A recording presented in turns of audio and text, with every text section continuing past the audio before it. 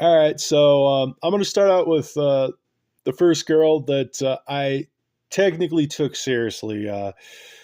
Her name was Katrina.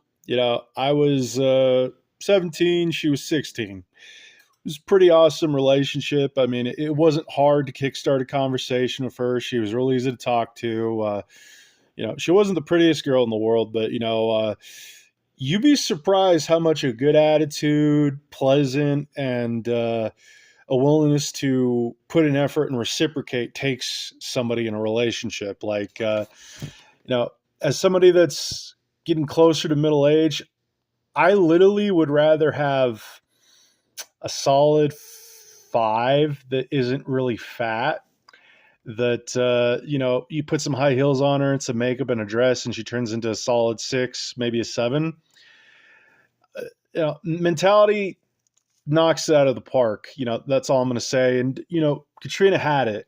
You know, I remember I was real big into Berserk manga at the time, and she actually drew me some pictures from it. I didn't ask for it; she did it.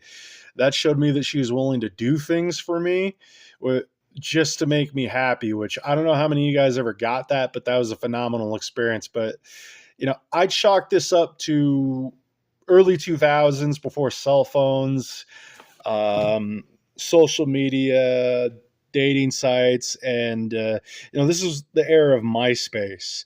So I think the whole you know prevalence of choice, you know, uh, the brain rot of echo chambers online telling everybody what to think and feel and how to act didn't saturate things, and that's why it just felt more natural.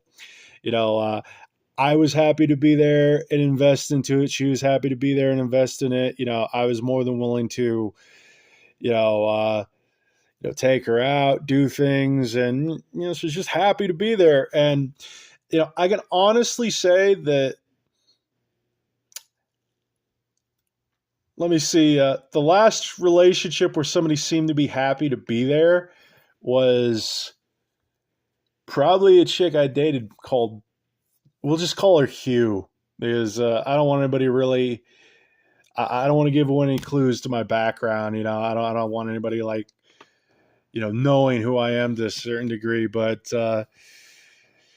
yeah, back to Katrina. I mean, we ultimately fell out of things because what was a close relationship turned into a long distance relationship, which those are always awful. They always peter out. Unless both people are making an effort and you're willing to like do things to make things work, it's just not going to work. But you know,